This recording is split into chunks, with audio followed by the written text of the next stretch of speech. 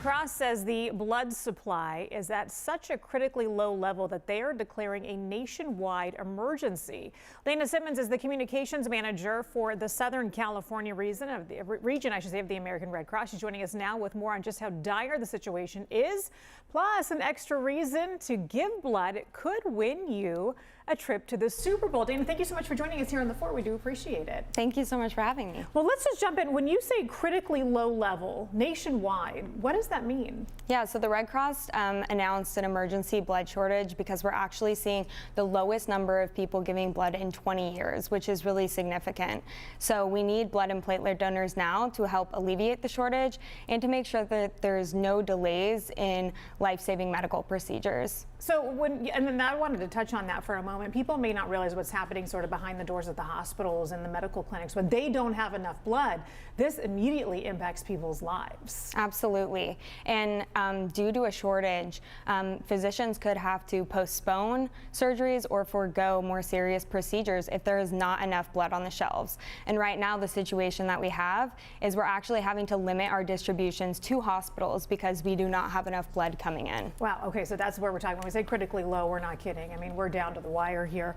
Over the last 20 years, people donating blood, the number of people has dropped by 40%. That number was staggering to me. Why do you think that that is? Yeah, well, in recent times, just since 2019 and since the COVID-19 pandemic, we've lost about 300,000 donors, which is really significant. And we typically host community blood drives where we're going into people's work and we're hosting blood drives. But with a lot of people working remote, we're seeing an impact. Oh, absolutely. People just simply aren't available. And maybe they would walk out to one of the RVs or the blood drive trailers and they're not at work to see that. Absolutely. And so we're calling on donors to roll up a sleeve and do something good for the community. It's important to remember that blood can't be manufactured. It can only be supplied through the generosity of the community. So we're really asking people to give right now.